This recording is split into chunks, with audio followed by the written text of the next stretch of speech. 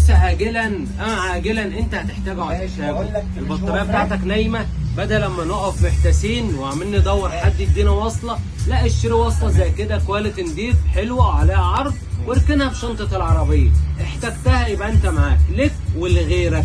طب ايه ده بقى؟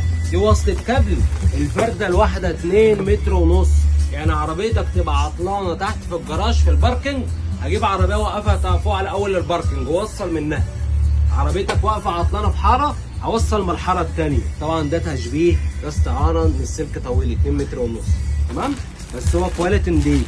تقوم بيه بقى تريلا من تريلا، عربيه جامبو من عربيه جامبو، دي حقيقه مش عربيه ملاكي نونه من عربيه ملاكي نونه زيها، تمام؟ اهو ده بقى كابل ابن لذيذ، شوف عامل ازاي؟ كابل بص، عايز بطل العالم تراب الاتش اللي يفتح الكابل اهو. اهو دوت للطوارئ، واحده على الموجب وهناك على البطاريه الثانيه على الموجب، واحده على السالب واحده هناك برضو على السالب. في ثانيه تدور العربيه دارت. طب بكام يا عم ماجد؟ عملوا لك في عرض ب 324 ونص، يعني 325 الا نص جنيه، 325 جنيه هتقدر تنقذ نفسك لو اتحطيت في اي موقف. نازل الصبح الفجر رايح تقضي مشوار، مسافر حاجه زي كده، وقف تاكس اديله 10 20 جنيه وانت لو سمحت تعال خش بوشك، قوم اخد بعضك وامشي. ايا كان مشكله بقى بالليل الصبح بتاع الكلام ده، يبقى انت معاك زي كده مساله ساعات ليك ولجيرانك والمعارفه. وخلص الفيديو اقعد قلب في اللي بعده، تعجبك حاجات حلوه ورخيصه. يلا باي باي.